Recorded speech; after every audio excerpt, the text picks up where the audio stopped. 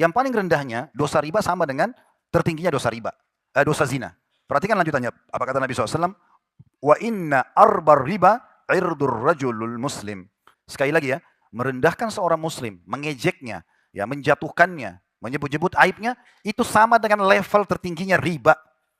Sementara level terendahnya riba sama dengan level tertingginya zina. Coba bayangin. Wa yakrah lakum qila wa qal. Dan Allah membenci dari kalian, pesan pertamanya adalah perkataan yang sia-sia. Kata Nabi SAW, orang yang bisa menjamin dua hal ini dijamin baginya surga. Meninggal masuk surga. Beliau bersabda dalam hadis Bukhari dan juga Tirmidzi, serta Imam Ahmad juga meriwayatkan, Man yadman li ma baina lahyaihi wa ma baina rijlaihi admanu lahul jannah.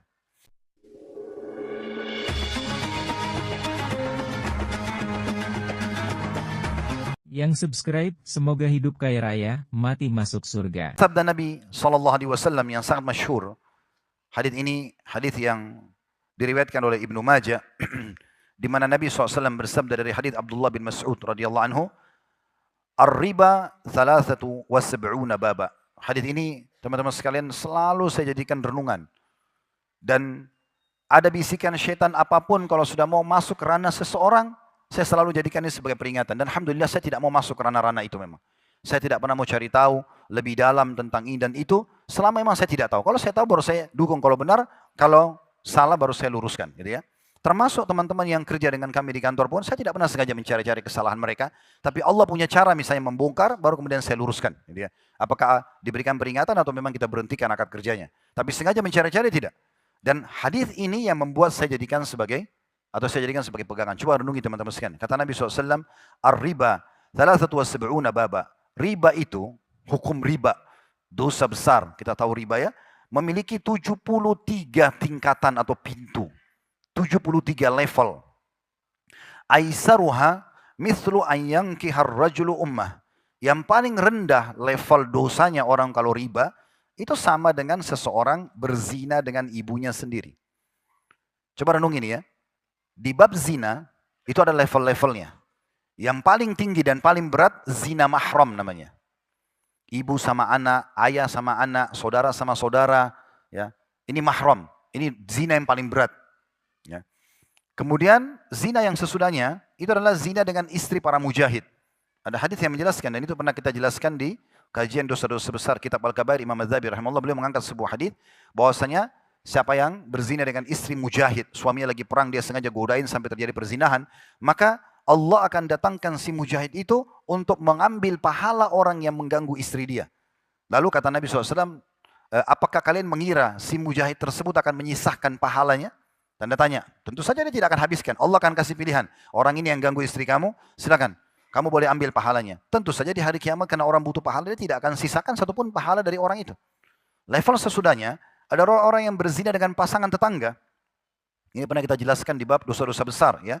Karena Nabi SAW mengatakan salah satu daripada induk dosa besar adalah berzinanya orang dengan pasangan tetangganya. Istri tetangga atau suami tetangga gitu ya. Lalu kemudian barulah masuk zina secara umum. Suka sama suka kah, sama pelacur kah, wa na'udzubillah gitu ya.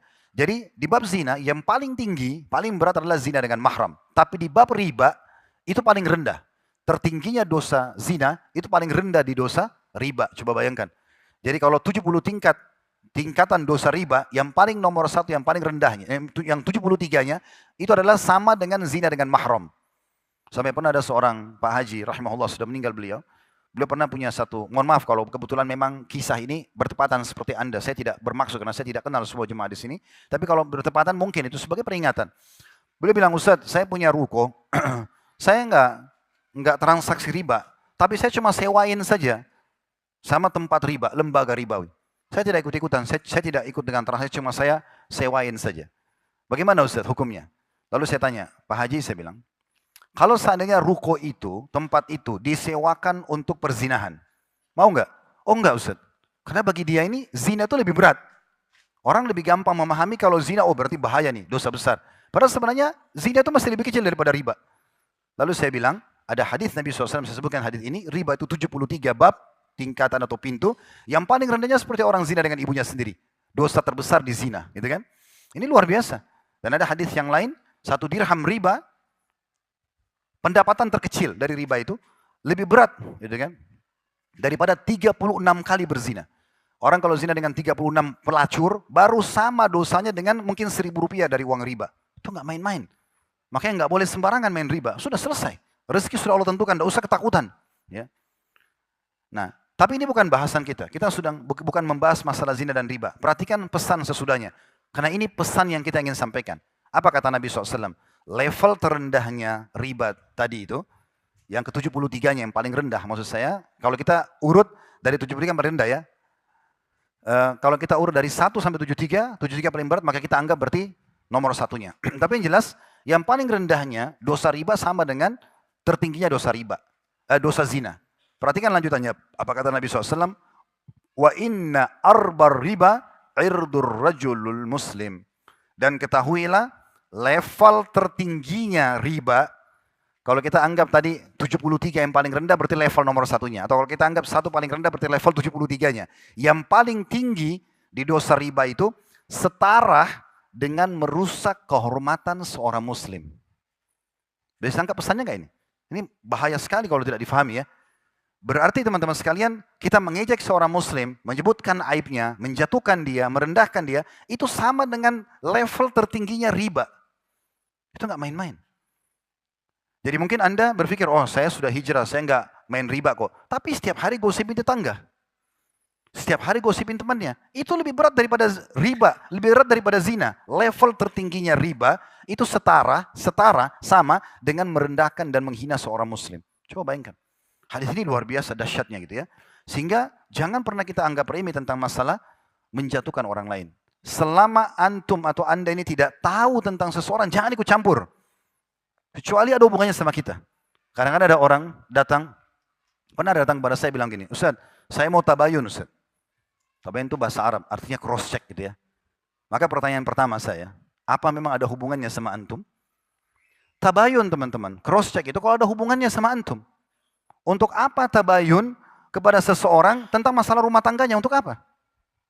Untuk apa tabayun kepada seseorang tentang masalah pekerjaannya, untuk apa? Kecuali antum pemilik perusahaan, orang ini pegawai. Wajar kita cross check. Kecuali orang itu nikah sama adik atau kakak kita tabayun, oke. Tapi kalau tabayun saya untuk apa? Ini salah tempat, gitu kan? Salah tempat. Maka harus hati-hati teman-teman sekalian. Ini hadis agung. Saya berharap teman-teman sekalian kalau malam ini semua jemaah pulang hanya membawa hadis ini saya sebagai pesan sudah cukup buat saya. Karena ini tinggi sekali level pemahaman hadis ini. Sekali lagi ya, merendahkan seorang muslim, mengejeknya, ya, menjatuhkannya, menyebut-nyebut aibnya, itu sama dengan level tertingginya riba. Sementara level terendahnya riba sama dengan level tertingginya zina. Coba bayangin. Berhenti mulai hari ini teman-teman. Tidak ada lagi masuk ke ranah orang lain. Sampai seorang salaf, pernah dia keluar dari rumah lalu istrinya tanya, kemana saja pandangan matamu tadi? Dia bilang, Alhamdulillah, semenjak saya keluar rumah sampai saya kembali, saya tidak lihat kecuali jempol kaki saya. Maksudnya apa? Dia tidak melihat hal-hal yang berhubungan dengan yang tidak penting bagi dia. Bukan berarti kita tidak boleh lihat sana sini, pemandangan ini mungkin butuh ini. Tapi kalau sesuatu yang tidak perlu, nggak usah. Tidak perlu, gitu kan? Dalam sebuah hadis yang lain, kata Nabi SAW dalam hadis riwayat Muslim, hadis Abu Hurairah radhiyallahu anhu, Innal muslima 'alal muslimi haramun. Ketahuilah, semua muslim terhadap muslim yang lain, kenal atau tidak kenal, haram hukumnya. Dosa besar.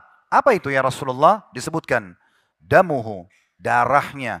Nggak boleh tumpahkan darahnya. Cakar, tonjok, tendang, nggak boleh. Kecuali kita diserang oleh orang, kita membela diri ya. Tapi sengaja jagoan di pinggir jalan, nggak usah. Antum mau jadi jagoan, pergi ke Israel sana lawan orang Yahudi. Nah, itu benar. Bukan lawan orang Muslim di sini. Kalau ada yang ajak saya ribut, Ustaz, tinggalin aja biar dia bertengkar sama tembok, nggak usah layan. Nggak mengganggu keperkasaan antum kok, gitu kan? Nggak perlu. Ini termasuk, nggak boleh tumpahin darah, nggak boleh alasan apapun, gitu kan? Haram hukumnya dosa besar. Wa maluhu, hartanya, nggak boleh manipulasi data, nggak boleh sengaja minta ambil hartanya tanpa izinnya, tanpa keridhaan dirinya, haram hukumnya, nggak boleh. Kemudian yang ketiga, irduhu, dan nama baiknya, kehormatannya, menjatuhkan nama baiknya, merusak citrahnya, apalagi kalau sampai merusak rumah tangganya, pekerjaannya, dan segala macam. Tapi Ustaz, saya pengen sekali memiliki seperti dia. Minta sama Allah. Selama yang kita minta bukan bentrok sama sunnatullah, sistem yang Allah buat, maka pasti Allah kasih. Contoh misalnya, Ya Allah, sebagaimana engkau berikan si fulan kekayaan, berikan juga buat saya. Kekayaan tidak bentur dengan sunnatullah. Yang tidak bisa itu kalau antum bilang, ya Allah, sebagaimana engkau kasih muka dia begitu, kasih muka aku kembar dengan dia. Nah itu nggak mungkin. Atau ya Allah, saya tidak mau jadi laki-laki, saya mau jadi perempuan aja. Itu bentrok. Ya Allah, hilangkan malam, saya tidak suka, saya cuma suka siang. Nggak bisa. Contoh, tapi kalau kita cuma minta harta seperti orang itu, kepintaran seperti orang itu, tidak bentrok, boleh, minta. Nggak ada masalah, gitu kan? Boleh kita minta kepada Allah subhanahu wa ta'ala. Bahkan kata Nabi SAW apa? Tidak boleh hasad, tidak boleh iri. Bahasa yang mudah difahami, ghibtah.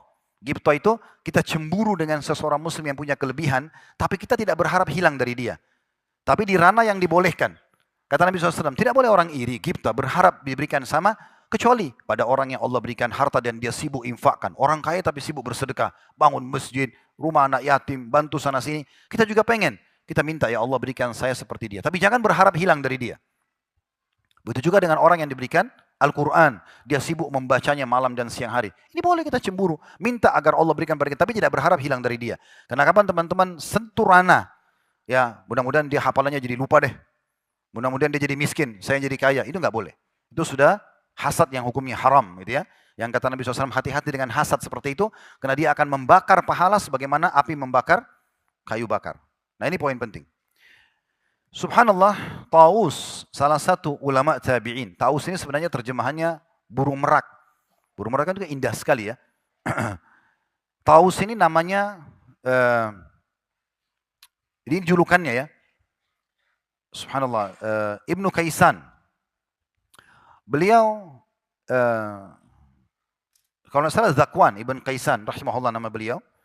Beliau pernah menasihatin Imam Ahmad. Imam Ahmad itu imam madhab. Karena hidup zaman ya.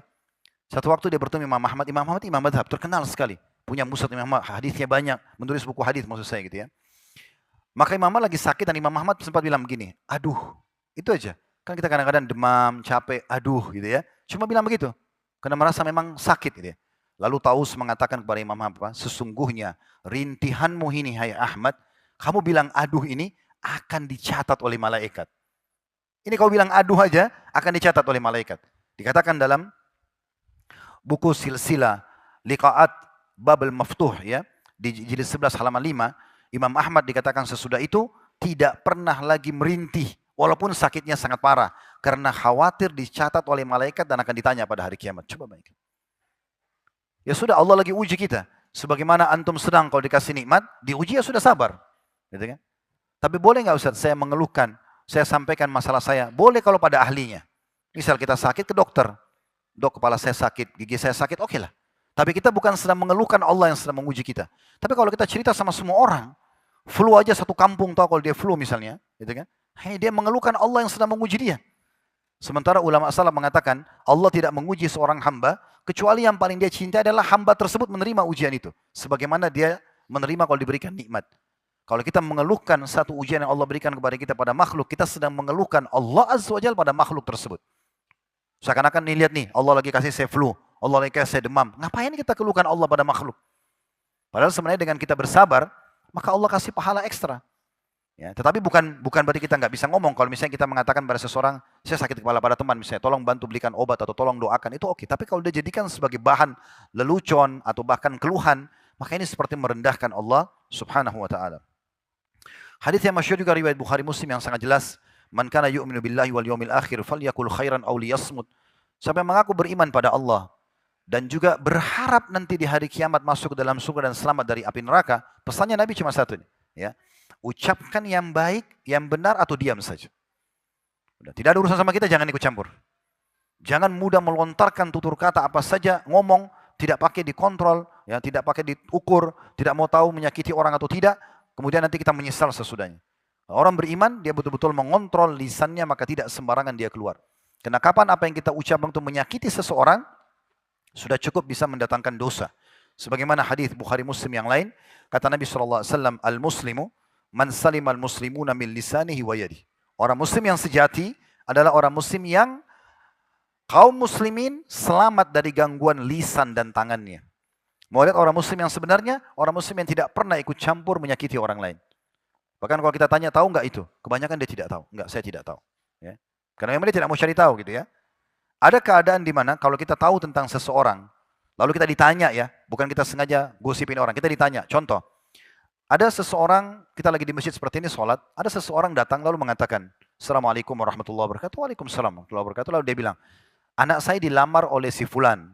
Saya dengar Anda mengenal orang itu. Bisa nggak saya tahu tentang dia?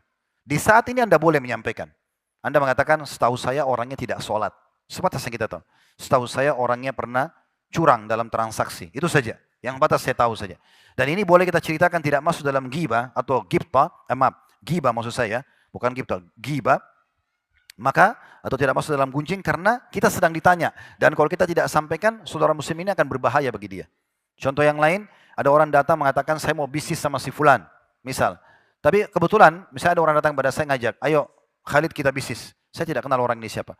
Saya datang kepada seseorang bapak atau saudara saya muslim yang kenal orang ini. Lalu saya tanya, orang ini mengajak bisnis, bagaimana menurut Anda? Terus dia tahu, dia mengatakan, setahu saya, karena saya ditanya, maka orang ini tidak jujur. Orang ini pernah begini dan begitu misalnya. Udah selesai, sebatas itu saja. Maka itu celah di mana kita dibolehkan. Kalau tidak, maka tidak boleh kita masuk ke ranah-ranah ini. Di dalam hadis yang lain, diriwayatkan oleh Muslim, Ahmad, dan juga Ibnu Hibban, di dalam sahihnya, kata Nabi SAW, Inna Allah yarda lakum thalatha, wa yakrah lakum thalatha.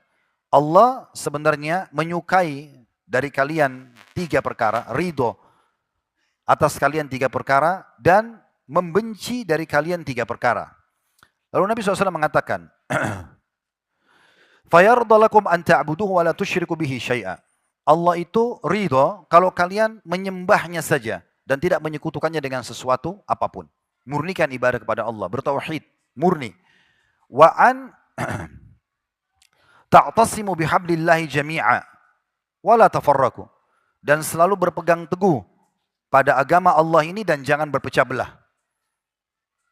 Jadi selalu dahulukan perdamaian, persatuan daripada perpecahan. Lalu dikatakan, tapi ini tidak kita bahas ya, kita bahas lanjutan hadisnya, wa yakrah lakum qila wa qal. Dan Allah membenci dari kalian, pesan pertamanya adalah perkataan yang sia-sia. Ya, qil dan qal ini maksudnya tidak ada gunanya, tidak ada manfaatnya. Ada orang subhanallah berteman 10 tahun cerita itu aja berulang-ulang. Enggak ada manfaatnya. Ya. Berulang-ulang yang mungkin temannya sudah bosan dengar. Gitu kan. Kenapa tidak bicara hal yang bermanfaat yang lain? Kenapa tidak menambah wawasan kita? Gitu kan. Dan dalam Islam kita dianjurkan agar tidak diam, kita selalu menambah ilmu kita. Berubah menjadi orang yang sederhana, menjadi lebih baik. Atau orang yang sedikit ilmunya menjadi lebih banyak. Sampai Abu Yusuf, rahimahullah, muridnya Abu Hanifah, itu di saat sudah wafat saja, sempat kedatangan seorang tamu yang pernah berselisih pendapat dengan dia, lalu dia mengatakan, Alhamdulillah yang telah mengutus kamu datang kembali. Dulu kita pernah berselisih pendapat tentang masalah hukum ini dan hukum itu, maka tolong ajarkan kepada saya. Saya setelah berpisah baru tahu kalau kamu yang benar. Maka orang itu berkata, wahai Abu Yusuf, ini sudah masa-masa di mana kau akan wafat, meninggal. Ini nafas-nafas terakhir. Kenapa kau masih mau belajar ini? Kenapa kau tidak mengucapkan La ilaha illallah? Kata Abu Yusuf, saya sudah ucapkan. Tapi demi Allah, saya meninggal dalam kondisi mengetahui ilmu itu lebih saya suka daripada saya meninggal dalam keadaan saya jahil. Lalu kemudian temannya mengajarkan kepada dia dalil-dalil tentang hukum yang sedang mereka berbicarakan. Kata temannya, begitu selesai dia hafal dalam kondisi diranjang kematian. Ini manfaat yang dia ingin dapatkan itu ya. Kemudian kata temannya, begitu saya keluar pamit, tiba di pintu rumahnya, terdengar tamisan keluarganya kalau Abu Yusuf sudah meninggal dunia. Di akhir hidupnya saja, masih berpikir bagaimana mendapatkan manfaat. Jadi jangan berputar-putar di masalah itu terus. Hal-hal yang tidak, walaupun itu mubah. Ya. Tapi coba kembangkan kepada hal yang lebih bermanfaat. Setiap orang di antara kita punya waktu yang sama. 24 jam. Matanya sama-sama 2, telinganya 2, fasilitas sama. Kenapa dia bisa, kita nggak bisa? Kenapa orang ini bisa hafal Quran, saya tidak bisa? Coba mulai sekarang targetkan setiap pekan bertambah 1 ayat aja. Kalau tidak bisa tiap hari 1 ayat. Tidak bisa 1 pekan, sebulan. Tambah mungkin 1 surah pendek di juz 30. Tambah mungkin 3-4 ayat Al-Quran. Minimal 10 tahun ke depan sudah ada beberapa surah yang dihafal misalnya. Daripada tidak ada sama sekali. Buat perkembangan yang lebih baik dari sebelumnya. Gitu kan. Kemudian yang kedua yang dibenci oleh Allah SWT adalah wa kathratus su'al. Dan banyaknya bertanya yang tidak bermanfaat. Ya, tanya tentang tas orang, sepatu orang, yang tidak ada gudang sama dia. Kalau Anda lagi mau beli merek yang sama, oke. Kalau enggak, untuk apa diceritakan? Ya. Sehingga akhirnya selalu ada penilaian saja tentang masalah fasilitas yang Allah berikan kepada seseorang. Dan yang terakhir, yang ketiga, wa ida'atul mal. Ida'atul mal. Dan menyia-nyiakan atau membuang-buang harta.